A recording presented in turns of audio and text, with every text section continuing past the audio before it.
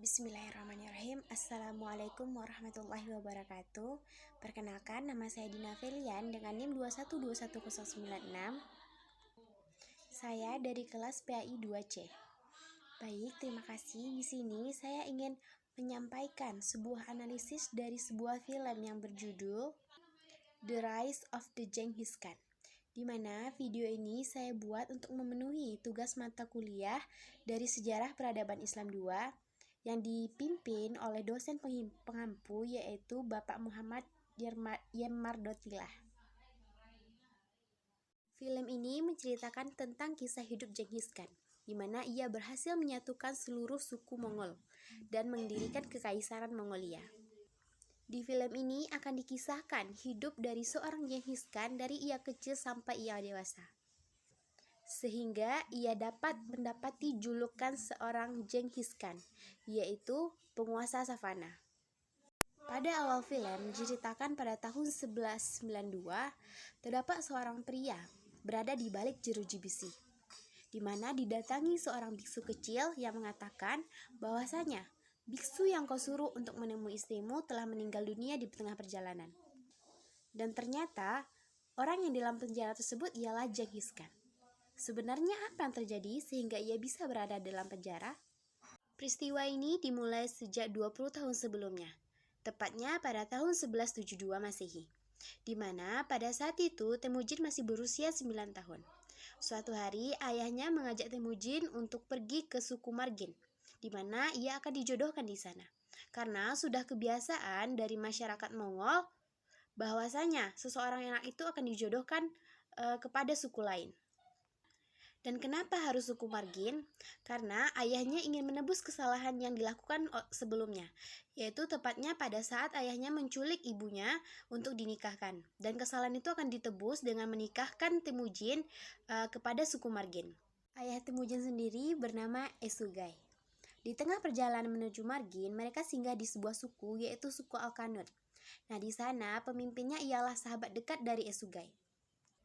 Di sanalah Temujin bertemu istrinya, yaitu Borte. Borte sendiri ialah anak dari pemimpin suku tersebut. Pemimpin tersebut bernama Dai Sajen. Meskipun seharusnya Temujin harus menikahi salah satu seorang putri dari suku Margin, tetapi karena dia telah jatuh cinta kepada Borte, mau tidak mau ayahnya harus mengikuti keinginan anaknya, karena memang Temujin sudah jatuh cinta pada pandangan pertama dengan Borte. Nah, Dai Sajen pun mengatakan bahwasanya pernikahan antara Borte dan juga Temujin bisa dilaksanakan 5 tahun ke depan. Karena keputusan telah didapatkan, maka dari itu Esugai dan pasukan kembali ke Mongol. Dan di tengah perjalanan menuju pulang, mereka bertemu dengan musuh mereka, yaitu suku Tartar. Dan untuk menghindari perkelahian pada saat itu, mereka memutuskan untuk saling bertukar makanan, sambil berhenti sejenak untuk beristirahat. Nah, suku Tartar memberikan susu, sedangkan pasukan Esugai memberikan mereka daging-dagingan. Dan ternyata susu yang diberikan oleh suku Tartar tersebut mengandung racun, sehingga menewaskan Esugai sendiri. Dalam artian, pada saat perjalanan pulang, Esugai telah meninggal dunia. Sebelum Esugai menghembuskan nafas terakhirnya, ia telah menurunkan tahta kekuasaannya kepada anaknya, yaitu Temujin. Momen kematian dari Esugai ini pun dimanfaatkan oleh Tarkutai, yaitu anak buah dari Esugai. Tarkutai ingin mengambil alih kekuasaan dari Esugai, dan ia berniat untuk membunuh Temujin pada saat itu. Tetapi dikarenakan Temujin pada saat itu masih terlalu kecil, maka tidak jadilah Tarkutai membunuh Temujin. Tetapi ia berjanji untuk membunuh Temujin suatu saat nanti ketika ia telah besar. Akhirnya Tarkutai dan pengikutnya pun meninggalkan Temujin dan juga ibunya. Karena kondisi yang seperti itu, maka ibu Temujin pun menyuruh Temujin untuk pergi bersembunyi. Dan pada saat musim dingin tiba, Temujin pun pergi ke sebuah gunung keramat. Ia berdoa kepada Dewa Tangri. Nah, sebenarnya seperti ini. Masyarakat Mongol sangat takut akan adanya petir. Kenapa? Karena mereka mengira dengan adanya petir, maka mereka merasa dewa mereka itu marah terhadap mereka, yaitu Dewa Tangri, Dewa Petir.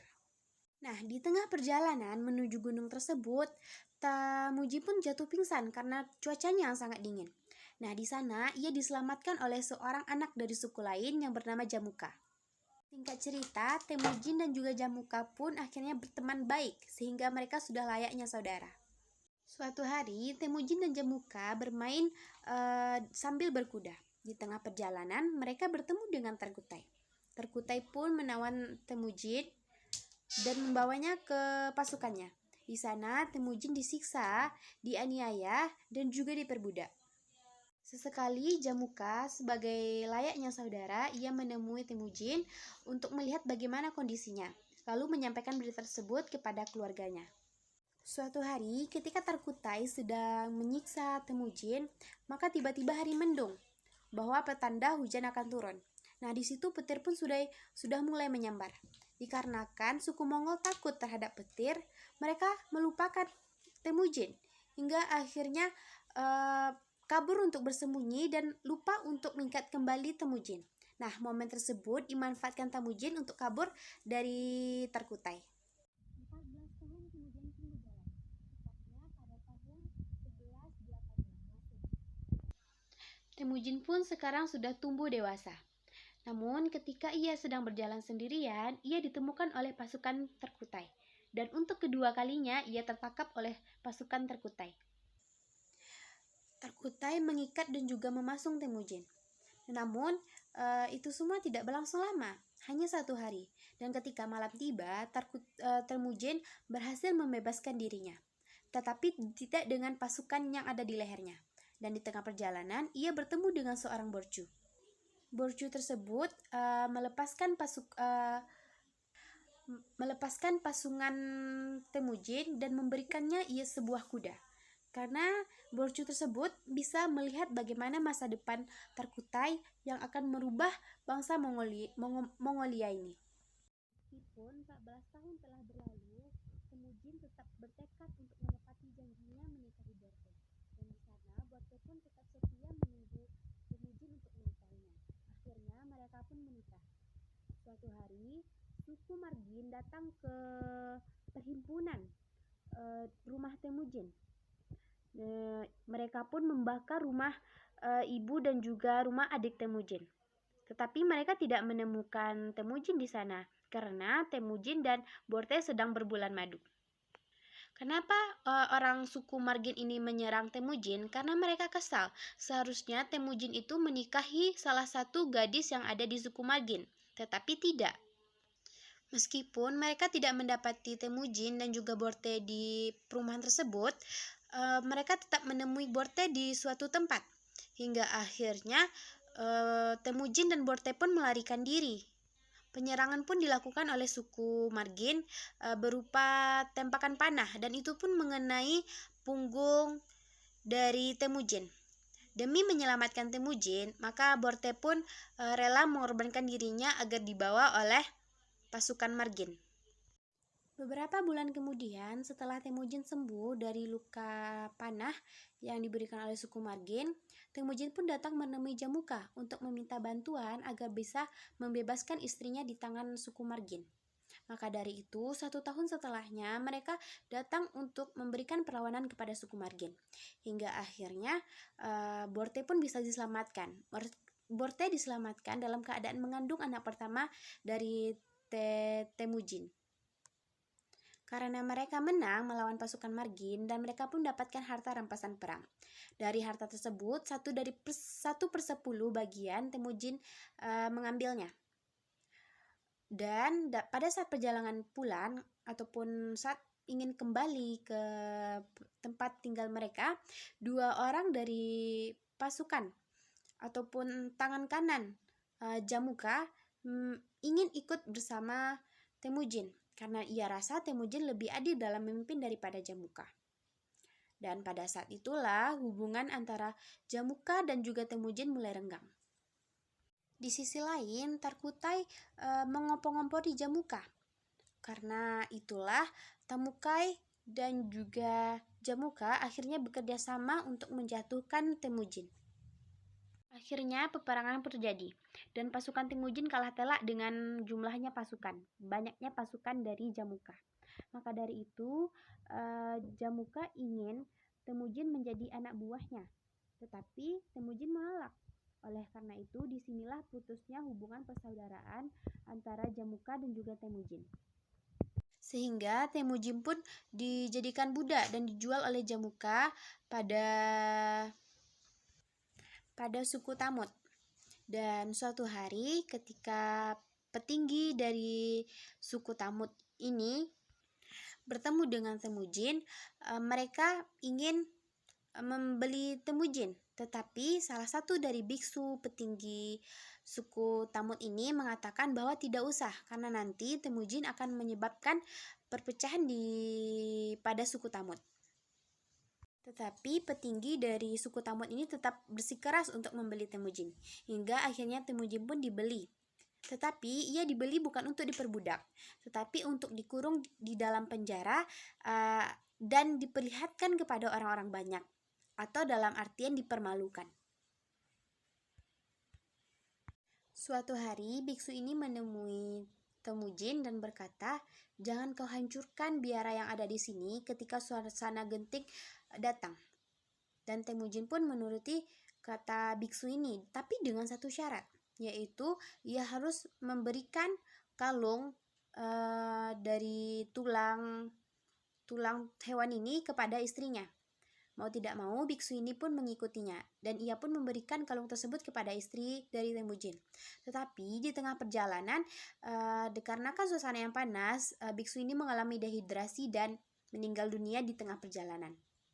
Nah, karena itulah di awal cuplikan film ada seorang biksu kecil yang mengatakan bahwa biksu yang kau kirim untuk menemui istrimu telah meninggal dunia. Meskipun seperti itu, pada saat biksu ini meninggal di tengah perjalanan, Borte pun mendapatkan kematian biksu ini, dan ia melihat bahwa ada kalung Temujin di tangan biksu ini. Maka melihat dari situasi tersebut, Borte pun mengerti apa yang harus ia lakukan. Maka ia pun harus pergi ke suku Tamut dengan cara menikahi salah seorang dari suku Tamut tersebut. Pada saat sampai di desa Tamut, Borte pun menemui Temujin dan melihat bahwasanya Borte telah memakai baju pernikahan. Tetapi melihat situasi yang pada saat itu, Temujin pun mengerti kenapa istrinya melakukan hal tersebut. Dan mereka pun berdua melarikan diri dari kurungan penjara yang ada di suku Tamut itu.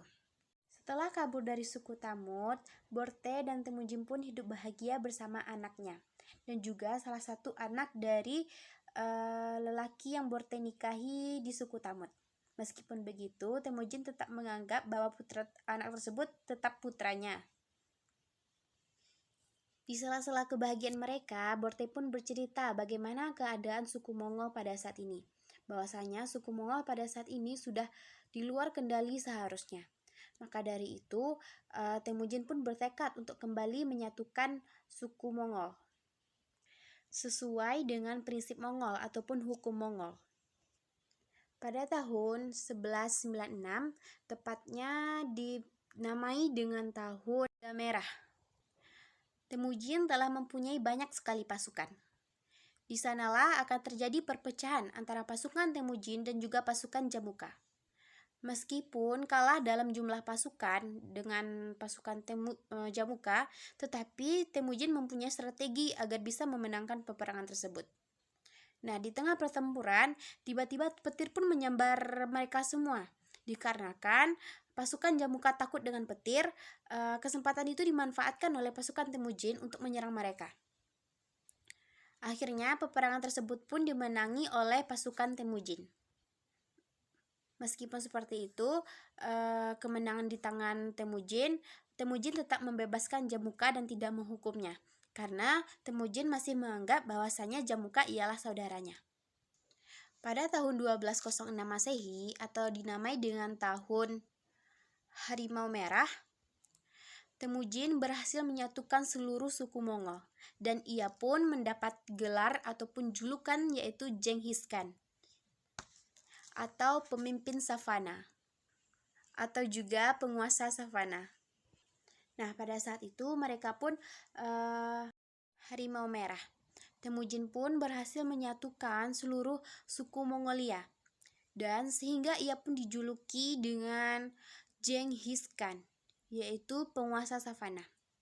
Suatu hari pasukan Temujin menyerang kerajaan Tangmo ataupun Tangs kuno. Nah, di sana pasukan Temujin tetap mendapatkan keberhasilan, yaitu kemenangan dari sebuah peperangan. Tetapi sesuai dengan janjinya dengan seorang biksu yang telah menyampaikan pesan kepada istrinya di masa lalu, ia pun tidak menghancurkan biara yang ada di sana. Pada saat inilah pemerintahan Genghis Khan dimulai dan film pun berakhir. Baiklah, terima kasih. Sampai di sini analisis saya mengenai film The Rise of Genghis Khan. Terdapat banyak kesalahan mungkin dalam menganalisa, saya mohon maaf. Terima kasih saya ucapkan kepada semuanya. Saya akhiri dengan wabillahi taufiq wal hidayah. Wassalamualaikum warahmatullahi wabarakatuh.